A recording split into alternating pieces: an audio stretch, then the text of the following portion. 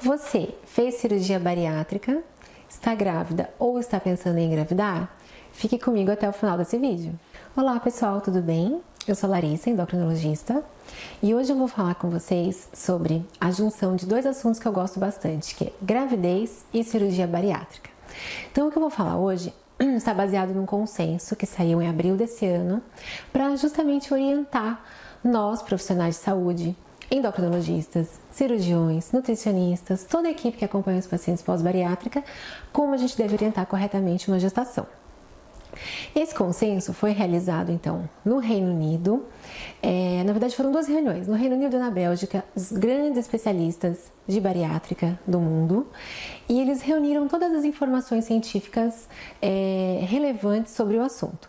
O que não havia informação científica relevante de peso, eles fizeram um consenso entre eles e chegaram numa melhor orientação, que isso deve realmente ser divulgado para nós da saúde e para os pacientes.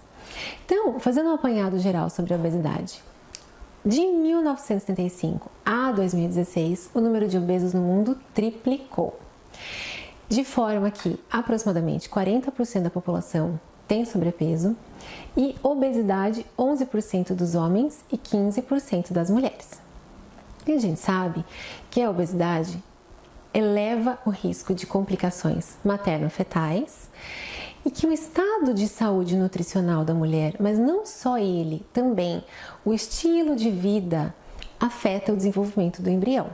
É recomendado que tanto homens quanto mulheres percam peso antes de engravidar. É isso mesmo, não só as mulheres, mas também os homens. É comprovado que a obesidade afeta a qualidade e a quantidade dos espermatozoides. Então, os homens também devem se preocupar com a qualidade dos espermatozoides quando obesos. Sobre a realização da cirurgia bariátrica, então, ela está indicada quando o IMC está maior do que 40 ou quando está entre 35 e 40, no caso da obesidade grau 2, e o paciente tem comorbidades. São duas técnicas que a gente mais realiza no Brasil, principalmente o sleeve, que é somente o estômago, em que reduz o volume gástrico em 75% e o paciente tem uma restrição, uma cirurgia restritiva. O paciente não consegue comer a quantidade que ele comia antes. Ou então a cirurgia de Foley-Capella, com bypass gástrico, ou Y de Roux, como a gente chama, em que é feita uma restrição, o estômago é reduzido em aproximadamente 30 ml, e também um desvio intestinal, em que há uma redução da absorção dos nutrientes e vitaminas. Com a cirurgia, há então uma redução das complicações relacionadas à obesidade para uma gestação, mas também há um risco aumentado da deficiência dos macro e micronutrientes nessa paciente. 80% dos pacientes que realizam cirurgia bariátrica são mulheres e a grande maioria delas está em idade fértil. Com a realização da cirurgia bariátrica e a perda de peso, há um aumento na fertilidade, uma melhora do padrão ovulatório. Então, cada vez mais a gente vê nos consultórios os pacientes gestantes e que fizeram cirurgia bariátrica. O que a falta de nutrientes, então, pode ocasionar nessas pacientes? Então, especialmente naquelas pacientes que fizeram cirurgia com bypass, o Foley-Capella, elas podem ter uma deficiência mais importante de macro e micronutrientes, de vitaminas. Esses bebês podem ser o que a gente considera de PIG, pequeno para a idade gestacional, ou seja, um bebê pequenininho, normalmente com sinal de má nutrição, né? Pode ocorrer também trabalho de parto antes do tempo. Anomalias congênitas, ainda não está muito certo se existe realmente relação com a realização da bariátrica, anomalias congênitas, mas também sabe-se sim que há um aumento de mortalidade perinatal. Bebês que vão com mais frequência à UTI, que têm complicações de saúde. Piores são as complicações e mais frequentes quando realizadas precocemente após a cirurgia bariátrica. O que é o ideal? Postergar a gravidez até que a paciente atinja um peso ideal, ou o melhor peso que ela consiga atingir. Então, espera, primeiro ano pós-bariátrica, uma importante redução de peso. Esse peso vai cair bastante e vai estabilizar. Quando esse peso estabilizar, essa paciente pode, então, ser liberada para engravidar. De forma geral, isso ocorre um ano, então, após a bariátrica. Depende da técnica, depende de cada paciente, mas, na média, um ano. Até que essa gravidez ocorra, a gente tem que se preocupar com uma contracepção eficaz. Por quê? O paciente começa a emagrecer, muitas vezes ela não está nem pensando em engravidar, mas a fertilidade dela aumenta. E aí ela engravida antes desse período de 1 ano, o que complica bastante, não só a perda de peso dela, como também a situação de saúde do bebê. Como a realização do bypass gástrico, a Folbicapella, diminui a absorção dos anticoncepcionais orais, não é indicado que a gente utilize essa forma de contracepção. Qual é a primeira linha de tratamento? O DIU, dispositivo intrauterino. Agora falando um pouquinho sobre as orientações alimentares para as futuras mamães que fizeram bariátrica. As orientações alimentares são diferentes da população geral. Então, a população geral a gente vai orientar comer bastante salada antes, o carboidrato e a proteína. No caso das pacientes pós-bariátrica, não.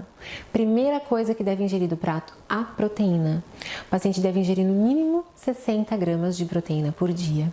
Depois que acabou de ingerir a proteína, aí vai passar para a parte de vegetais, salada, legumes, frutas e, por último, o carboidrato.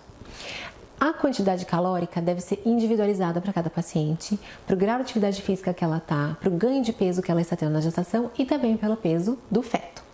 Se essa paciente vem tendo dumping, muito importante, pessoal, o que é dumping? Quem tem bariátrica já sabe.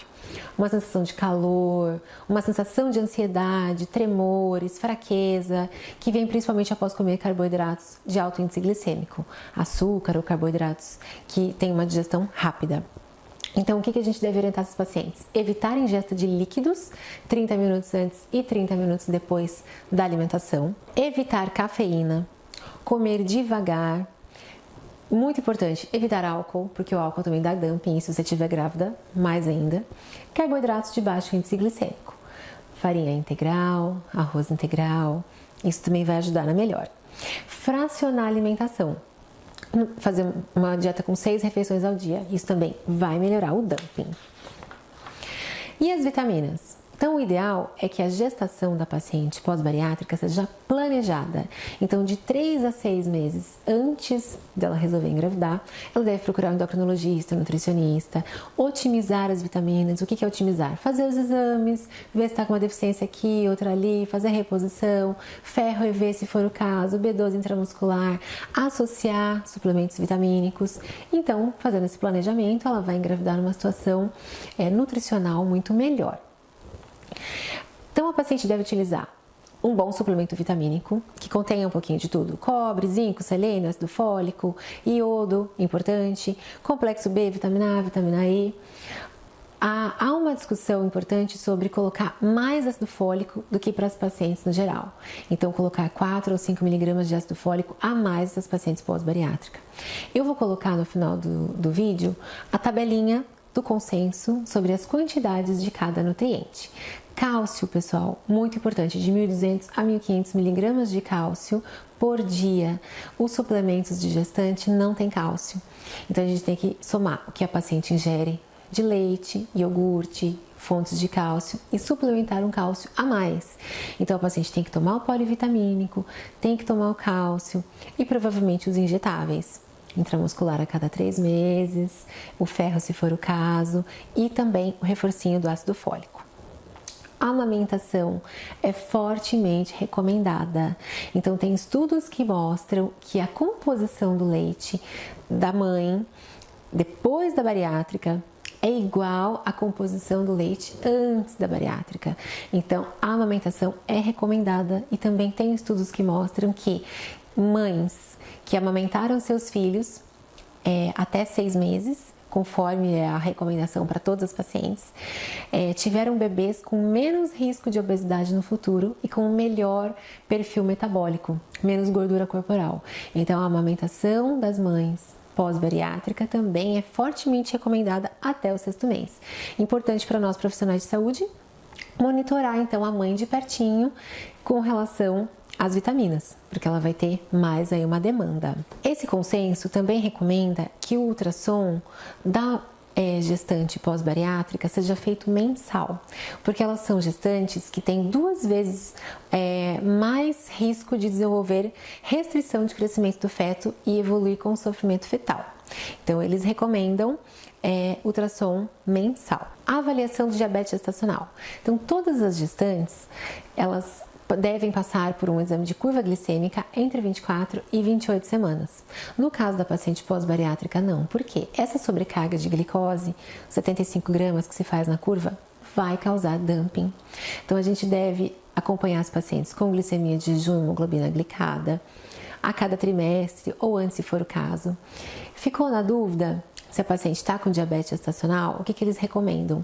Glicosimetria capilar de 7 pontos em um dia, ou então a colocação dos monitores contínuos de glicose, que isso vai causar menos desconforto e uma avaliação também segura para a gente diagnosticar diabetes gestacional.